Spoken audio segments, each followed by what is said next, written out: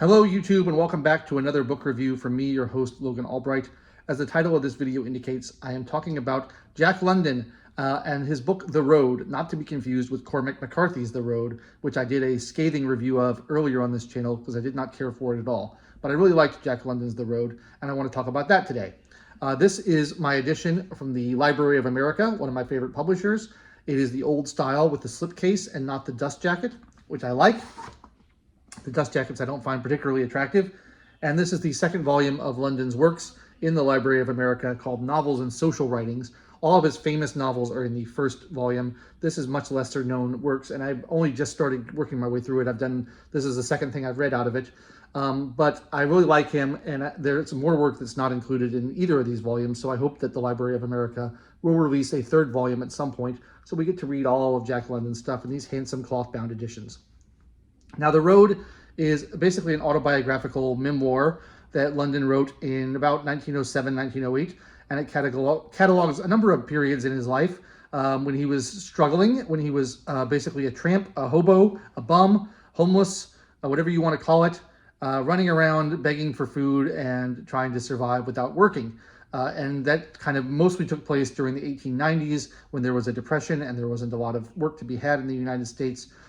And this is his account of his travels, and it's very interesting. It's a rather short book. It's a little over 100 pages in this edition, and it's quick reading, and it's pretty easy reading. The only thing that's difficult about it is there's a lot of hobo slang, which he uses in there, but he mostly explains what it means, and for the rest, you have the handy-dandy notes in the back of the Library of America, which will explain everything else. It's interesting because the company I work for is currently producing a documentary about homelessness, and so I've been reading about that, and by coincidence, I happened to read this at the same time, and it's interesting to hear the parallel narratives of what it's like to be homeless today in the modern 21st century America versus 19th century America, and how different it is, and how similar it is in a lot of ways. It's always been sort of a personal dream of mine, a bucket list item, if you will, to hitch a ride on a freight train the way that 1930s hobos used to do, or 1890s hobos used to do, indeed, because I find that a very romantic notion, even though it's illegal. So someday I want to do that. But Jack London takes you through that in excruciating detail about how to avoid the watchman on the railroad whose job it is to keep tramps off. And I wonder if that's still as bustling a profession as it used to be, because I have a feeling not that many people are doing it anymore. But it seemed like there were quite a few people whose job it was just to hunt down hobos and keep them off the trains at that time period. And he gives a very detailed explanation of how to avoid their clutches while trying to ride the rails at night. He also doesn't paint a particularly flattering picture of himself as far as I'm concerned, because he spends a lot of time swindling people or lying to people to try to get free food off of them. And I don't think particularly highly of that. I think if you need to beg for food, at least do it honestly rather than making up stories. He goes into a lot of detail about stories he makes up in order to convince people that he's harder off than he is, or that he's a better person than he is, so that they will give him food. And that's interesting, but it doesn't make me particularly sympathetic towards London for that. But it's just a fascinating little slice of a time period, a little photograph of this particular period in American history, which was much less bureaucratic and much more open to just people doing whatever they wanted to do and running around kind of free. And there's a lot of dodging policemen in here, but he seems to not have too much trouble in dodging them. He does get arrested at one point, but he mostly is able to get out of any real serious legal trouble. He does talk about, I mentioned this in the last book I reviewed of Jack London, he talks about kind of the compulsory vaccination that they do when they round up hobos and arrest them, which I find fairly unpleasant.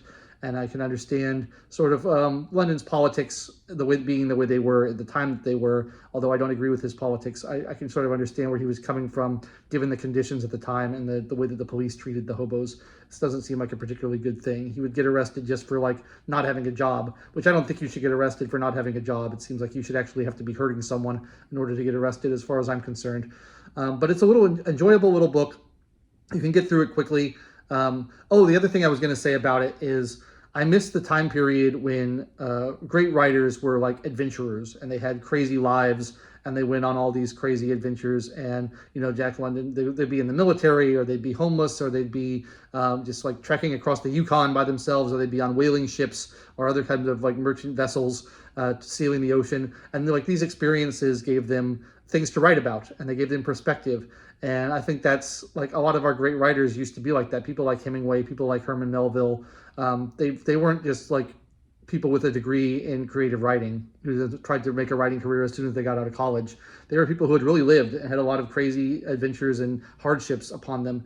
And it's also kind of amazing how good the prose is in this book. You know, Jack London's prose is beautiful, and it's really, really good. And you wouldn't think someone with that hardened of a life would have it, but it seems to be often the case that people who lead rough lives develop a very specific voice and are able to write very, very well. So I wanted, as an illustration of that, to read a passage, a paragraph out of this book, because I found it particularly kind of amusing and well written. It's about him begging for food and being dissatisfied with what he got.